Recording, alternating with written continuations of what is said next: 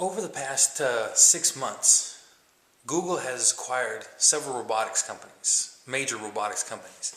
The most notable of which, perhaps, is Boston Dynamics. They're the ones whom are responsible for the Petman robot and that four-legged robot that you've seen roaming around on other YouTube videos. Few of the famous robots that you've seen pop up on YouTube were made by Boston Dynamics. I think they had this one that could jump up like 2 stories. All kinds of like incredible robots that could do pretty amazing things. Anyhow, so Google acquired this company as well as others, robotics companies. But the main question, especially with media people, they always want to know why. Why are they doing this? What are they up to, right? Well, the answer is simple. It's for money. Google's not dumb. They watch the markets. They watch everything.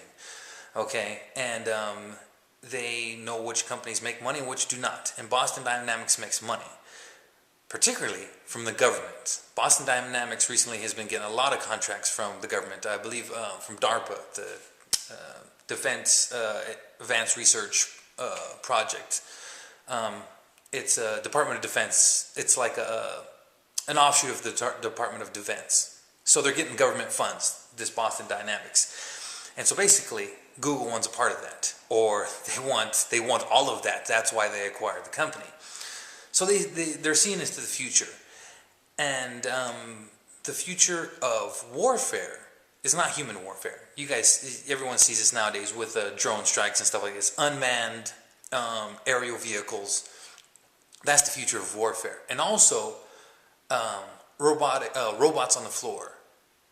Actual walking humanoid robots on the floor. That's the future. And say 50 to 100 years, maybe even sooner than that, maybe within 10 years, who knows. You're not going to see soldiers on the battlefield anymore. It's going to be robots, and it's going to be more drones and more, automated machines like that.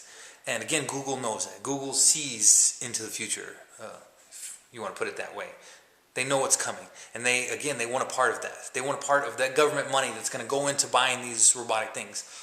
And right now, again, one of the leading companies is at Boston Dynamics. The government's been throwing not too much money.